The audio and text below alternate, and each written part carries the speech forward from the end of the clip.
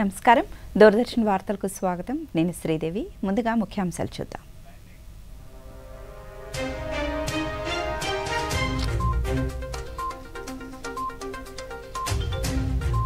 బెంగళూరులో 10వ అంతర్జాతీయ మహిళా సదస్సును ప్రారంభించిన రాష్ట్రపతి ద్రౌపది ముర్ము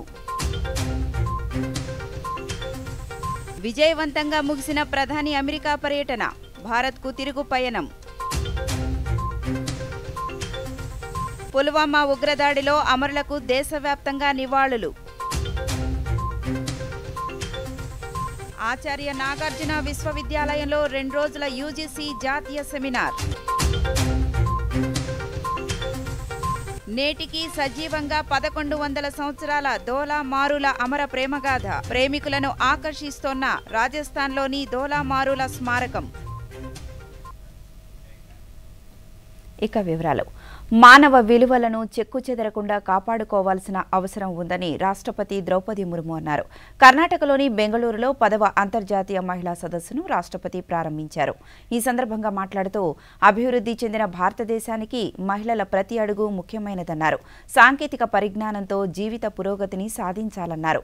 మహిళలు తమ మానసిక ఆరోగ్యం గురించి సంపూర్ణ అవగాహన కలిగి ఉండాలన్నారు. ప్రతి ఒక్కరూ సంపూర్ణ విశ్వాసంతో సమయాన్ని సద్వినియోగం చేసుకుంటూ అభివృద్ధి దిశగా అడుగులు వేయాలన్నారు. India's Nari Shakti is rising to aspire, achieve and contribute. Whether it is science, sports, politics, arts or culture, our sisters and daughters are moving ahead, holding their heads high. They are making their families, institutions in the country proud. It is not possible to break barriers and challenge stereotypes without mental strength. I urge every woman to gather courage, dream big, and utilize all her strength and potential to achieve her dreams. Every little step that each of you takes towards your goal is a step towards a developed India. I am happy to know that the Art of Living is undertaking several initiatives in the field of education.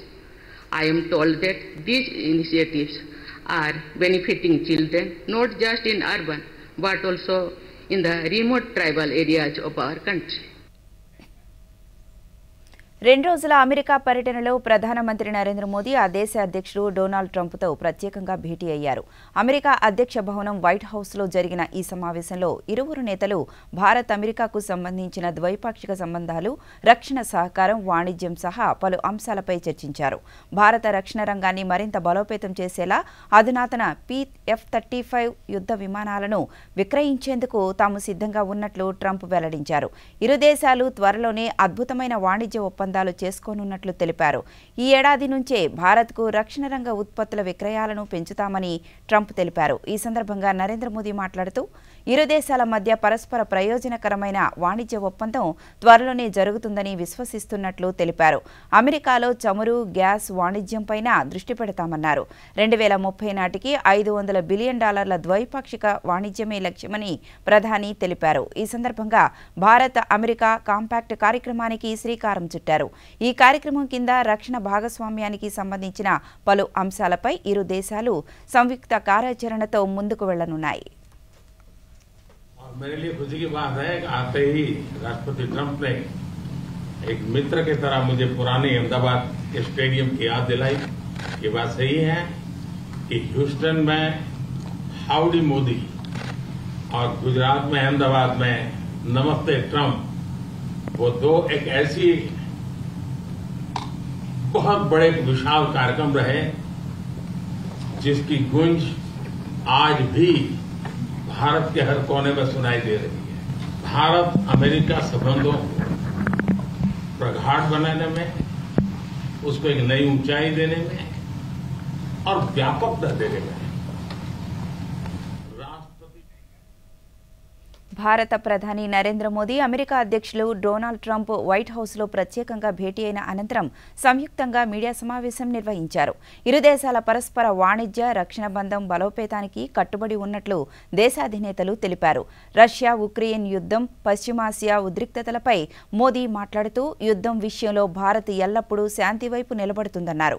ఉద్రిక్తతలను నియంత్రించడానికి Trump తీసుకుంటున్న చర్యలకు మద్దతిస్తామన్నారు. America అధ్యక్ష ఎన్నికల సమయంలో Donald Trump make America great again నినాద స్ఫూర్తితో make India great again నినాదం ఇస్తున్నట్లు మోదీ తెలిపారు. చట్టవిరుద్ధంగా అగ్రరాజ్యంలో నివసిస్తున్న భారతీయులను స్వదేశానికి తీసుకొస్తామని ప్రకటించారు. भारत का ही नागरिक होगा वो अगर अमेरिका में गैर कानूनी तरीके से रहता है तो उसको वापस लेने के लिए भारत तैयार है, लेकिन बात हमारे लिए वहां से रुकती नहीं है. ये सामान्य परिवारों के बच्चे होते हैं, उनको बड़े बड़े सपने दिखाए जाते हैं और उनको ज्यादातर ऐसे होते हैं उनको गुमराह करके लाया जाता है. और इसलिए ये ह्यूमन ट्रैफिकिंग में जुड़े हुए पूरे इकोसिस्टम पर हमने वार करना चाहिए. और अमेरिका और भारत मिलकर के हमारी कोशिश है और हमारी कोशिश रहनी चाहिए कि इस प्रकार की पूरी इकोसिस्टम को हमें जड़ मूल से नष्ट करना चाहिए ताकि ह्यूमन ट्रैफिकिंग बंद हो और गरीब लोगों को जो अपनी धन दौलत बेच करके ऐसे बड़े बड़े सपने दिखा करके उनको अंधेरे में रख करके ले जाया जाए, उनके साथ भी अन्याय है. और इसलिए हमारी बड़ी लड़ाई उस पूरे इकोसिस्टम के खिलाफ है और मुझे विश्वास है कि राष्ट्रपति ఈ సందర్భంగా డొనాల్డ్ ట్రంప్ మాట్లాడుతూ భారత్కు అన్ని విధాలా అండగా ఉంటామని తెలిపారు. అయితే సుంకాల విషయంలో మాత్రం తమకంటూ ఓ విధానం ఉంటుందని, దానిని అమలు చేస్తామని పేర్కొన్నారు. ముంబై ఉగ్రదాడులకు సంబంధించిన కుట్రదారుల్లో ఒకరైన తహవ్వుర్ హుస్సేన్ను భారత్కు అప్పగించేందుకు అంగీకరించారు.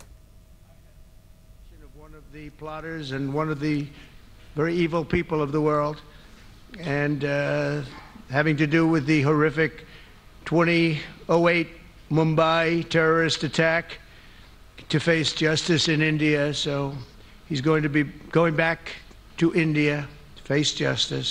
Today, the Prime Minister and I are announcing a framework to strengthen those ties even further economically. And the U.S.-India Compact for the 21st century is a historic initiative that will deepen every aspect of our partnership and our friendship. Starting this year, we'll be increasing military sales to India by many billions of dollars. We're also paving the way to ultimately provide India with the F-35 stealth. America పర్యటనలో ప్రధాని నరేంద్ర మోదీకి ఆ దేశ అధ్యక్షులు Donald Trump ఆత్మీయ విందు ఇచ్చారు. ఈ సందర్భంగా తాను స్వయంగా రాసిన అవర్ జర్నీ టుగెదర్ పుస్తకాన్ని ట్రంప్ మోదీకి కానుకగా అందించారు. దీనిలో ప్రధాని మోదీ 2019లో అమెరికా పర్యటనలో నిర్వహించిన హౌడీ మోదీ, ఆ తర్వాత 2020లో ట్రంప్ భారత్ పర్యటన సమయంలో ఏర్పాటు చేసిన నమస్తే ట్రంప్ కార్యక్రమాలకు సంబంధించిన ఫోటోలు ఉన్నాయి. ఈ పుస్తకంపై ప్రధాని మోదీని ఉద్దేశించి mister prime minister, you are great అని రాసి ట్రంప్ సంతకం చేశారు.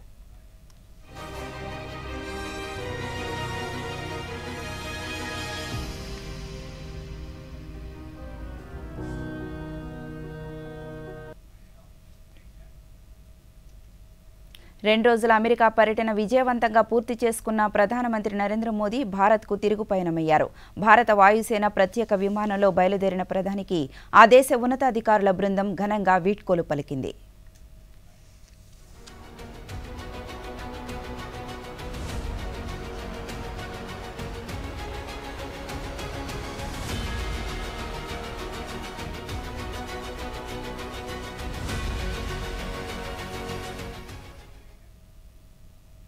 పుల్వామాలో 2019లో జరిగిన ఉగ్రవాద దాడిలో అమరులైన 40 మంది వీర సైనికులకు ప్రధానమంత్రి నరేంద్ర మోదీ ఘనంగా నివాళులర్పించారు. మనం కోల్పోయిన ధైర్యవంతులైన వీరులకు నివాళులర్పిస్తున్నట్లు సామాజిక మాధ్యమం ద్వారా వెల్లడించారు. రాబోయే తరాలు వారి త్యాగాన్ని, దేశం పట్ల వారి అచంచల అంకిత భావాన్ని ఎప్పటికీ మరచిపోవని పేర్కొన్నారు.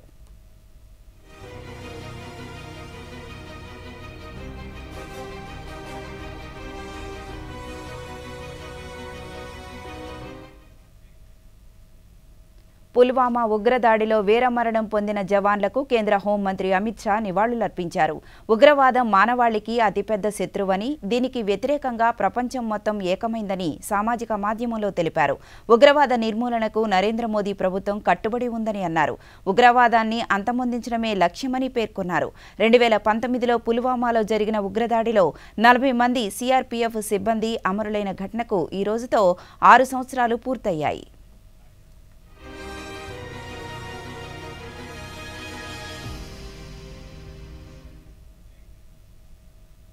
రాష్ట్రాభివృద్ధిపై కేంద్రం ప్రత్యేక శ్రద్ధ చూపుతోందని కేంద్ర ఉక్కు భారీ పరిశ్రమల శాఖ సహాయ మంత్రి భూపతిరాజు శ్రీనివాసవర్మ అన్నారు. ప్రకాశం జిల్లా ఒంగోలులో ఈరోజు నిర్వహించిన భారతీయ జనతా పార్టీ నూతన అధ్యక్షుని ప్రమాణ స్వీకార కార్యక్రమంలో ఆయన ముఖ్య అతిథిగా పాల్గొన్నారు. ఈ సందర్భంగా మంత్రి మాట్లాడుతూ కేంద్ర ప్రభుత్వం రాష్ట్రంలోని ఎన్నడూ లేని విధంగా కూటమి ప్రభుత్వానికి సహాయ సహకారాలు అందిస్తోందన్నారు. గడిచిన 7 నెలల కాలంలో 3 లక్షల కోట్ల రూపాయల మేర ఆర్థిక సహాయాన్ని అందించిందన్నారు.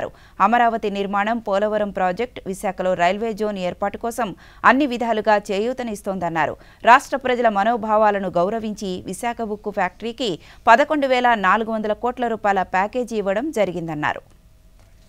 ఎన్డీఏ ప్రభుత్వం రాష్ట్రంలో ఉన్నటువంటి ఎన్డీఏ ప్రభుత్వానికి పెద్ద ఎత్తున సహకారం అందిస్తాం. అధికారంలోకి వచ్చినటువంటి 7 నెలల కాలంలోనే దాదాపు 3 లక్షల కోట్ల రూపాయల నిధులను ఆంధ్రప్రదేశ్ రాష్ట్రానికి కేంద్ర ప్రభుత్వం కేటాయించడం జరిగింది. అమరావతి రాజధానిగా నిర్మాణం పూర్తి చేయడానికి, పోలవరం ప్రాజెక్టు యొక్క నిర్మాణానికి, ఏదైతే దేశం నలుమూల నుండి కలుపుతూ అమరావతి నగరానికి రైలు మార్గాలను ఏర్పాటు చేయడానికి, విశాఖపట్నంలో రైల్వే డివిజన్ ఏర్పాటు చేయడం, అదేవిధంగా రామాయపట్నంలో దాదాపు 70,000 కోట్లతో బీపీసీఎల్ రిఫైనరీని ఏర్పాటు చేయడం, శంకుస్థాపన చేయడం జరిగింది. కొన్నాటికి ప్రారంభోత్సవాలు చేయడం జరిగింది. కొత్త రైల్వే లైన్ల అభివృద్ధికి పెద్ద ఎత్తున నిధులు కేటాయించడం జరిగింది. ముఖ్యమైనటువంటి సమావేశం జరిగింది. కుమారస్వామి గారు, నేను, స్టీల్ సెక్రటరీ గారు, ఏదైతే కొన్ని జీతాలు పెండింగ్ ఉన్నాయి 4 నెలలకు, స్టీల్ ప్లాంట్ ప్రయోజనాలను కాపాడడానికి కేంద్రంలో ఉన్నటువంటి నరేంద్ర మోడీ గారి ప్రభుత్వం కట్టుబడి ఉన్నది అనేటువంటి విషయాన్ని చాలా స్పష్టంగా ఈ సందర్భంగా తెలియజేస్తూ కూటమి ప్రభుత్వం ప్రజా ఆరోగ్యానికి అధిక ప్రాధాన్యతనిస్తోందని రాష్ట్ర వైద్య ఆరోగ్య శాఖ మంత్రి వై సత్యకుమార్ యాదవ్ తెలిపారు. అనంతపురం జిల్లా సింగనమల నియోజకవర్గం గార్లదిన్నె మండల కేంద్రంలో ఆంధ్రప్రదేశ్ మోడల్ స్కూల్లో నిర్వహించిన పాఠశాల విద్యార్థుల ఉచిత కంటి పరీక్ష, అద్దాల పంపిణీ కార్యక్రమంలో మంత్రి పాల్గొని విద్యార్థులకు కంటి అద్దాలను పంపిణీ చేశారు. అనంతరం మంత్రి మీడియాతో మాట్లాడుతూ రాష్ట్ర వ్యాప్తంగా విద్యార్థుల ఆరోగ్యాన్ని దృష్టిలో పెట్టుకుని ప్రభుత్వం పలు చర్యలు తీసుకుంటోందన్నారు. రాష్ట్ర వ్యాప్తంగా కంటి సమస్యలు 20 లక్షల మంది విద్యార్థులకు కంటి పరీక్షలు ఉచితంగా నిర్వహించినట్లు తెలిపారు.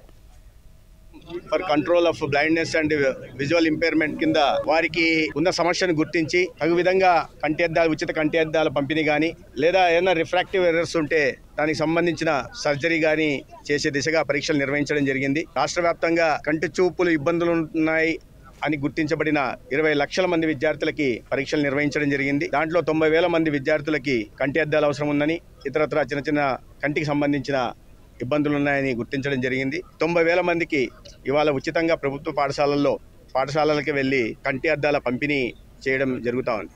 అనంతపురం జిల్లాలో కూడా 3,000 మంది ఈ విధంగా విద్యార్థులు గుర్తించబడ్డారు. సింగనమల నియోజకవర్గం గార్లదిన్నెలో మోడల్ స్కూల్లో 98 విద్యార్థులకి ఇవాళ ఉచితంగా పంపిణీ చేయడం జరిగింది. అదేవిధంగా ఇతర జిల్లాల్లో కూడా పంపిణీ జరుగుతున్నాయి.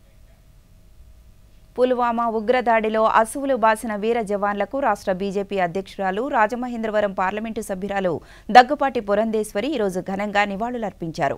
విజయవాడలోని బీజేపీ రాష్ట్ర కార్యాలయంలో ఏర్పాటు చేసిన కార్యక్రమంలో అమరవీరులకు పుష్పాంజలి ఘటించారు.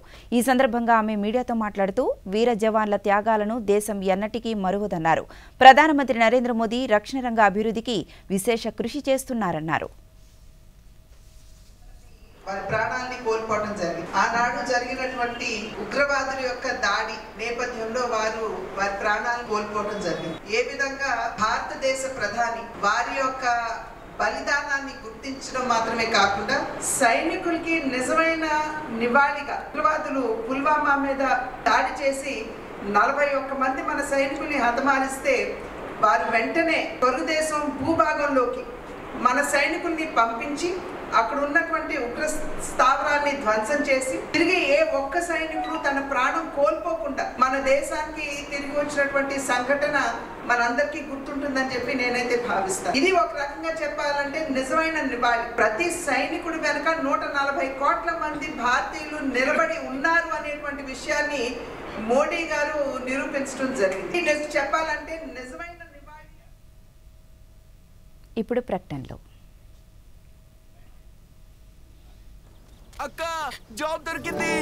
అరే వా, కంగ్రాచులేషన్స్. అయితే ఇప్పుడిక బోలెడంత షాపింగ్. అవును, కొత్త మొబైల్, జీన్స్, జాకెట్. ఆగు రాకుమారా, సాలరీ కంటే ముందే ఖర్చులా. ఇన్స్టెంట్ లోన్ కూడా దొరుకుతుంది. ముందుగా బడ్జెట్ జమ చేయు, ఆ తర్వాతే ఖర్చులు. కానీ అక్క చూడు, సంపాదనలో ఒక వంతు ఎప్పుడూ పొదుపు చేసుకో, కానీ పార్టీ ఇవ్వకుండా తప్పించుకోలేవు నువ్వు. అక్క పార్టీ నాది, బడ్జెట్ నీది.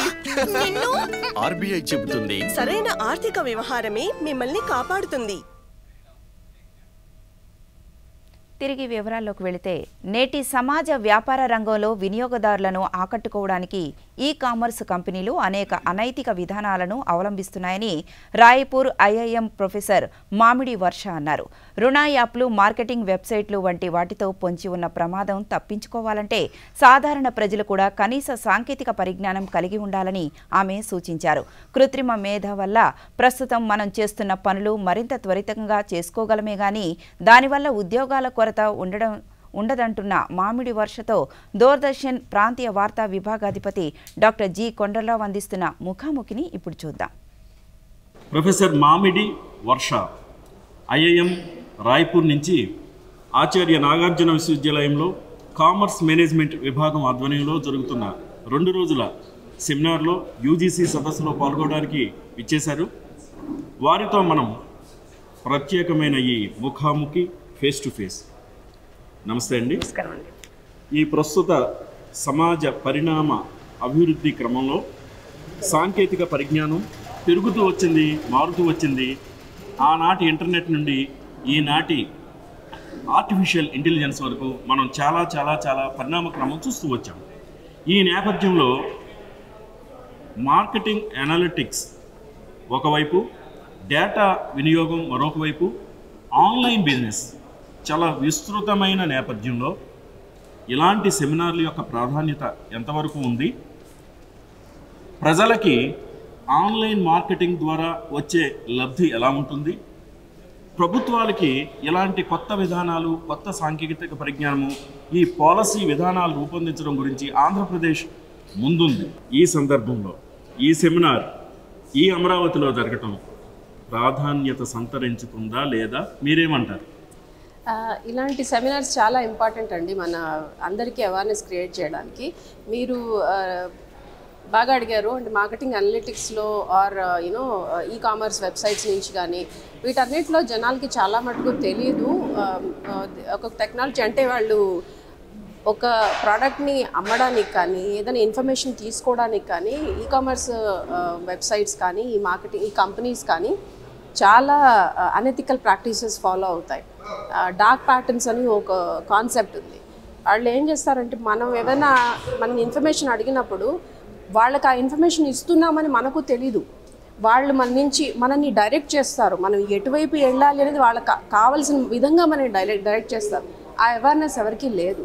సో మనకు నార్మల్ పీపుల్ అందరికీ కూడా ఇట్లాంటి కాన్ఫరెన్సెస్ నుంచి ఏంటి అసలు అడ్వాన్స్మెంట్స్ ఎట్లా అవుతున్నాయి, గుడ్ సైడ్ ఆఫ్ ఇట్ ఏంటి, బ్యాడ్ సైడ్ ఆఫ్ ఇట్ ఏంటి అనేది బాగా తెలుస్తుంది. సో మనము దాన్ని ఎట్లా నష్టపోతారు జనాలు, మామూలుగా ఏదైనా లోన్ యాప్స్ ఉన్నాయి అనుకోండి, వారు ఇంకేదైనా యాప్స్ ఉన్నాయి, లేదంటే ఏదైనా మార్కెటింగ్ వెబ్సైట్స్ ఉన్నాయి, ఇవన్నీ వాళ్ళ మార్కెటింగ్ ఫోకస్తోని మనుషుల్ని ఎట్లా తప్పుదో పట్టిస్తారు, రాంగ్ మనం ఇవ్వకూడదు అనుకున్న ఇన్ఫర్మేషన్ కూడా మన నుంచి ఎలా రాబడతారు, ఇవన్నీ మనకి ఎవరికి తెలియదు. చిత్తూరు నియోజకవర్గం పరిధిలోని విద్యార్థులతో పాటు ప్రజలకు కంటి పరీక్షలు నిర్వహించి వైద్య సదుపాయాలు కల్పిస్తామని శాసనసభ్యులు గురజాల జగన్మోహన్ తెలిపారు. జిల్లా జాతీయ అంధత్వ నివారణ సంస్థ ఆధ్వర్యంలో పీసీఆర్ పాఠశాల విద్యార్థులకు కంటి అద్దాలను జిల్లా కలెక్టర్ సుమిత్ కుమార్తో కలిసి ఈరోజు పంపిణీ చేశారు. ఈ సందర్భంగా శాసనసభ్యులు మాట్లాడుతూ ఇప్పటి వరకు 78,000 మంది విద్యార్థులకు కంటి పరీక్షలు నిర్వహించి అవసరమైన వారికి కంటి అద్దాలు అందించడం జరిగిందన్నారు. రానున్న రోజుల్లో నియోజకవర్గంలోని నగరంలోని ప్రతి సచివాలయం ద్వారా ప్రజలకు కంటి పరీక్షలు నిర్వహిస్తున్నట్లు తెలిపారు. శస్త్రచికిత్సలు అవసరమైన వారికి ప్రభుత్వం తరపున ఉచిత సేవలు అందిస్తామన్నారు.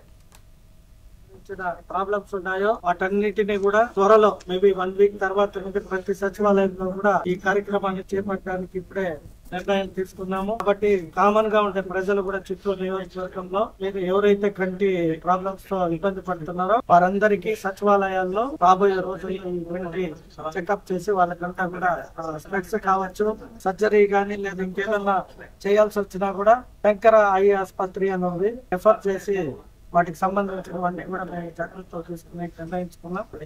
ప్రభుత్వం ఇలాగే ఇంకా అనేక మంచి కార్యక్రమాలు చేపట్టింది కాబట్టి ప్రజలు కూడా ఎప్పుడు మంచి కార్యక్రమాలు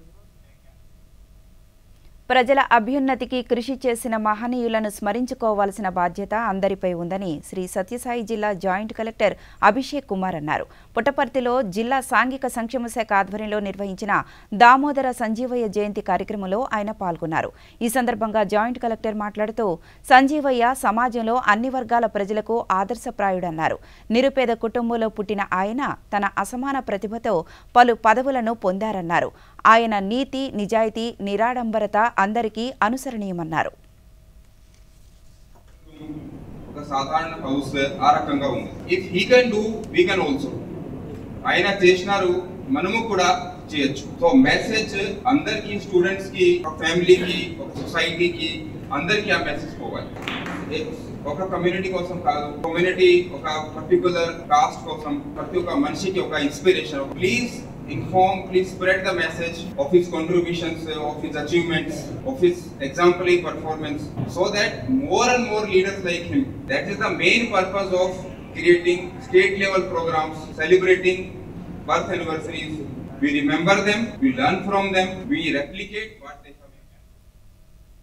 ప్రధానమంత్రి నరేంద్ర మోదీ స్ఫూర్తితో ఏక్ భారత్ శ్రేష్ఠ భారత్ లక్ష్యంలో భాగంగా ఆధ్యాత్మిక క్షేత్రం కాశీ టు కాశీ పేరుతో 10,550 కిలోమీటర్ల స్కేటింగ్ నిర్వహిస్తున్నట్లు ఉత్తరప్రదేశ్కు చెందిన సోనీ చౌరాసియా తెలిపారు.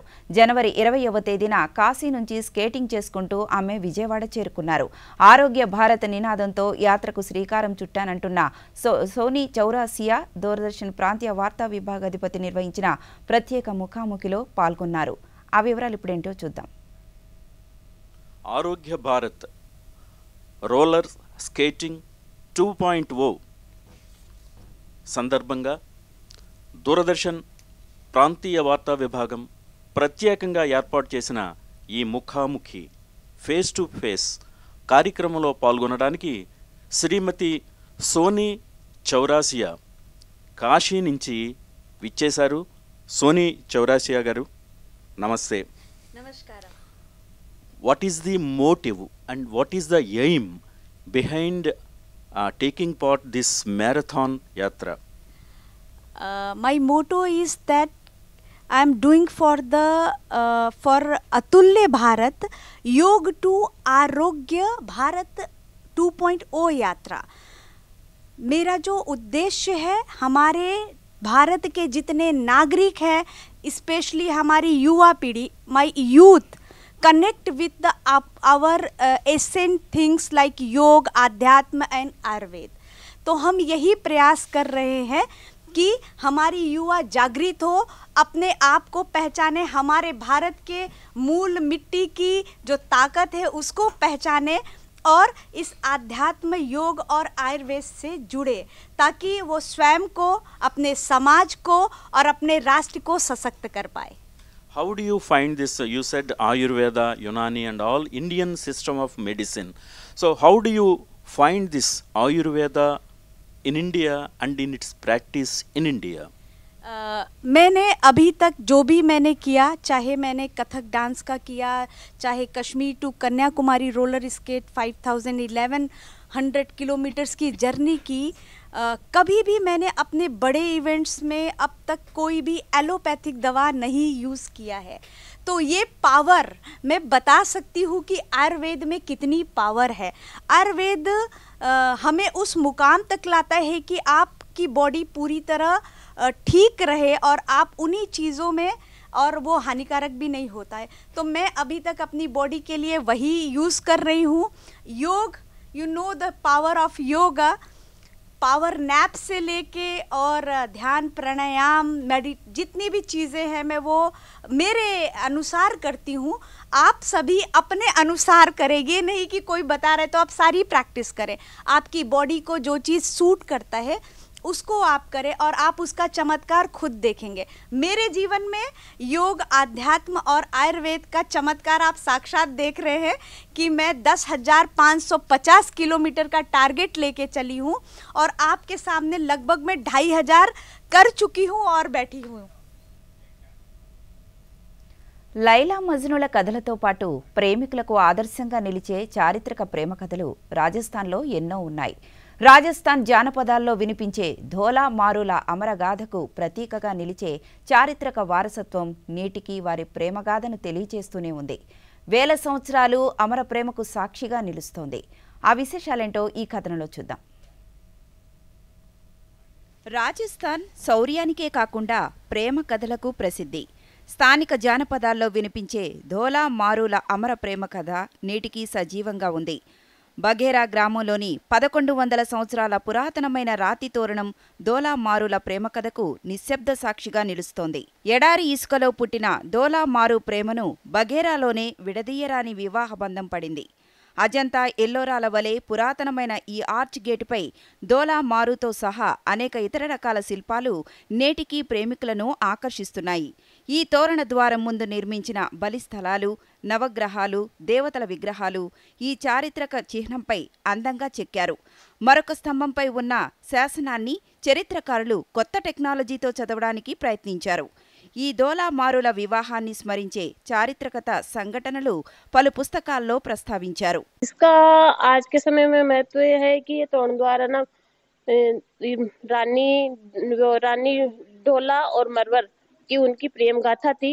उनका विवाह हुआ था इस यहाँ पर बघेरा के अंदर। इस वजह से यहाँ पे ये आज के 14 फरवरी के दिन प्रेम का प्रतीक माना जाता है। इस विवाह को 14 फरवरी के दिन आसपास के एरिया के लोग जो आते हैं वो ढोला मारू का प्रतीक है ये तोरण द्वार, इसको देखते हैं और ढोला मारू को याद करते हैं कि ये प्रेम का प्रतीक है। 14 फरवरी को जैसे सब जानते हैं कि वैलेंटाइन डे मनाया जाता है, ऐसी एक प्रेम गाथा का एक प्रतीक चिन्ह है बघेरा में तोरण द्वार। इसके चारों ओर मतलब चक्कर लगाने से प्रेम गाथा और मजबूत होती है। इसलिए यहाँ पे वैलेंटाइन डे के दिन आसपास के और कई इसी बघेरा ग्राम के लोग अपने प्यार का इजहार करते हैं और इस तोरण के चक्कर लगाकर प्यार को एक दूसरे से समर्पित करते हैं। ధోలా మారుల ప్రేమకు ప్రతీకైన పురాతన తోరణం 10వ శతాబ్దపు చౌహాన్ కాలానికి అద్భుతమైన ఉదాహరణ. ధోలా మారుల వివాహంలో 300 జంటలు కూడా ప్రదక్షిణలు చేశాయని గ్రామ ప్రజలు చెప్తారు. పెళ్లికి దాదాపు 3000 కిలోల మిర్చి వాడారని, అంత ఘనంగా ఆనాడు వారి పెళ్లి జరిగిందని, నేటికి ఆనాటి ఘనమైన విందు గురించి పెద్దలు చెబుతుంటారు. నేటికి చాలామంది యువకులు తమ ప్రేమ సఫలం కావాలని ధోలా మారు స్మారక చిహ్నాన్ని చూడటానికి ఇక్కడకు వస్తున్నారు. ఆనాటి ధోలా మారుల అమర ప్రేమ కథ నేటికి ఆదర్శంగా నిలుస్తోంది. దేశవ్యాప్తంగా క్రీడలకు ప్రపంచ స్థాయి మౌలిక సదుపాయాలు సృష్టించడం ద్వారా మోదీ ప్రభుత్వం క్రీడాకారులను ప్రోత్సహిస్తోందని కేంద్ర హోంమంత్రి అమిత్ షా అన్నారు. ఉత్తరాఖండ్లోని హల్ద్వానీలో జరుగుతున్న 38వ జాతీయ క్రీడల ముగింపులో కార్యక్రమంలో భాగంగా హోంమంత్రి ఆ రాష్ట్ర ముఖ్యమంత్రి పుష్కర్ సింగ్ ధామీతో కలిసి పాల్గొన్నారు. ఈ సందర్భంగా హోంమంత్రి మాట్లాడుతూ క్రీడాకారులు తమ ప్రతిభా నైపుణ్యాలతో ప్రపంచవ్యాప్తంగా దేశ ప్రతిష్టను పెంచాలన్నారు. ఉత్తరాఖండ్ ప్రభుత్వం ఉత్తమ క్రీడాకారులను తయారు చేయడంలో కృషి చేస్తుందన్నారు. ఈ విషయంలో ముఖ్యమంత్రి చొరవ అభినందనీయమన్నారు. ఉత్తరాఖండ్ క్రీడాకారులు దేవభూమిని క్రీడా మైదానంగా మార్చినట్లు తెలిపారు. ఈ సందర్భంగా పుల్వామా దాడి జవాన్లకు నివాళులర్పిస్తున్నట్లు తెలిపారు. ఈ దాడిపై దేశం స్పందించిన తీరు యావత్ ప్రపంచానికి గొప్ప సందేశం ఇచ్చిందన్నారు. ये देवभूमि अब खेल भूमि बन गई। मैं आज मेरे सामने जो युवा हैं, विद्यार्थी हैं, खिलाड़ी हैं, उनको मैं कहना चाहता हूं कि महज राष्ट्रीय खेलों के आयोजन से देवभूमि खेल भूमि नहीं बनी। धामी जी ने हर जिले में खेलों के इंफ्रास्ट्रक्चर को बढ़ावा दिया और सबसे बड़ी बात है कि धामी जी ने 21वें स्थान। ఈ వార్తలు ఇంతటితో సమాప్తం. నమస్కారం.